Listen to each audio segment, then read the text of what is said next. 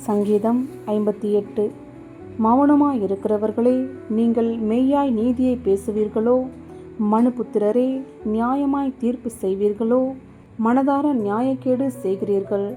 பூமியிலே உங்கள் கைகளின் கொடுமையை நிறுத்து கொடுக்கிறீர்கள். துன்மார்க்கர் கர்ப்பத்தில் உற்பவித்தது முதல் பேதலிக்கிறார்கள்.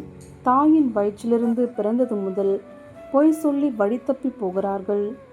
சர்ப்பத்தின் விஷத்திற்கு ஒப்பான விஷம் அவர்களில் இருக்கிறது. பாம்பாட்டிகள் வினோதமாய் ஊதினாலும் அவர்கள் ஊதும் சத்தத்திற்கு செவிகொடாதபடிக்கு தன் காதை அடைக்கிற செவிட்டு விரியனைப் போல் இருக்கிறார்கள். தேவனே, அவர்கள் வாயிலுள்ள பற்களை தகர்த்து போடும். கர்த்தாவே, பால சிங்கங்களின் கடைவாய் பற்களை நொறுக்கி போடும்.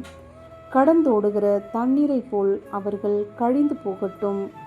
அவன் தன் அம்புகளை தொடுக்கும்போது அவைகள் சின்ன பின்னமாய் போக கடவது.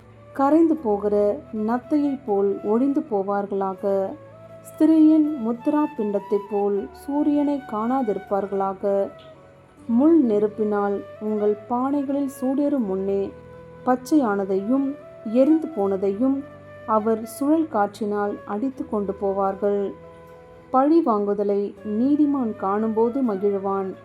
அவன் தன் பாதங்களை துன்மார்க்கனுடைய இரத்தத்திலே கழுவுவான்.